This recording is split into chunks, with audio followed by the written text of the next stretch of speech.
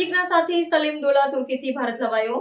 દિલ્હીમાં સુરક્ષા એજન્સીઓએ કરી અટકાયત. ભારતની સર્વોચ્ચ તપાસ સંસ્થાઓ અને આંતરરાષ્ટ્રીય પોલીસ સહયોગના પરિણામે સંગઠિત અપરાધ ક્ષેત્રે સક્રિય સલીમ ડોલાને તુર્કી પ્રશાસન દ્વારા ભારતને સોંપવામાં આવ્યો છે.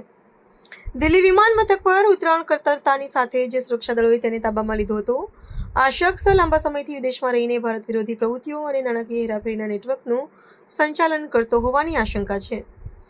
કાયદાકીય પ્રક્રિયાના ભાગરૂપે તેને ટૂંક સમયમાં ન્યાયાલય સમક્ષ રજૂ કરવામાં આવશે અને ન્યાયિક અટકાયત હેઠળ મોકલવામાં આવશે.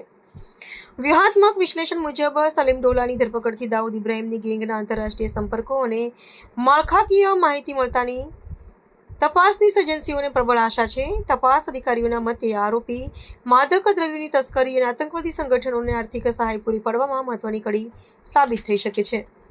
ભારત અને તુર્કી વચ્ચેના સુધરતા સુરક્ષા સંબંધોને ગુનેગારોના પ્રત્યાર્પણ અંગેની સમજૂતી આ કાર્યવાહીમાં નિર્ણાયક બની છે. તેની પૂછપરછ દરમિયાન મુંબઈ અને અન્ય મોટા શહેરોમાં ફેલાયેલા ગુનાહિત નેટવર્ક અંગેના અનેક ચોંકાવનારા ખુલાસાઓ થવાની સંભાવ્યતા છે.